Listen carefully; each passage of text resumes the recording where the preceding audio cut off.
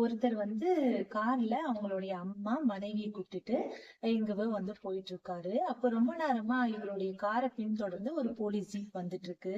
கொஞ்ச நேரத்துக்கெல்லாம் இவருடைய கார முந்தி போய் அந்த ஜீப் வந்து நிறுத்திடுறாங்க. அதுல இருந்து ஒரு போலீஸ் வந்து இறங்கி வந்து இவரை பார்த்து குட் மார்னிங் சார் அப்படின்னு சொல்றாங்க. இவரும் வந்து பதிலுக்கு குட் மார்னிங் சொல்லிட்டு ஏதாவது பிரச்சனையா அப்படின்னு சொல்லி போலீஸ பார்த்து கேக்குறாரு. உடனே அதுக்கு போலீஸ்காரங்க என்ன சொல்றாங்க, ஒன்னும் பிரச்சனை எல்லாம் ஒண்ணும் இல்ல சார். நாங்க 1/2 மணி நேரமா நீங்க கார் ஓட்டுறத பாத்துட்டு இருக்கோம்.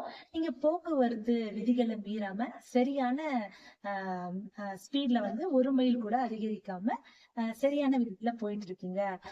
சாலை பாதுகாப்பு தினத்தை முன்னிட்டு உங்களுக்கு வந்து நாங்க சிறந்த டிரைவருக்கான பரிசை வந்து உங்களுக்கு நாங்க கொடுக்குறோம் அப்படின்னு சொல்லி 10,000 ரூபாய்க்கான செக்கை வந்து இவருக்கு வந்து கொடுக்குறாங்க. அது ரொம்ப சந்தோஷமா வாங்கிக்கிட்டு அவர் என்ன பண்றாரு, இந்த பணத்தை வச்சு எப்படியாவது டிரைவிங் லைசன்ஸ் வந்து வாங்கிடணும்ப்பா அப்படின்னு சொல்றாரு. உடனே வந்து போலீஸ்க்கு அதிர்ச்சி ஆயிடுது. என்ன டிரைவிங் லைசன்ஸ் இல்லையா அப்படின்னு பாக்குறாரு அவரு.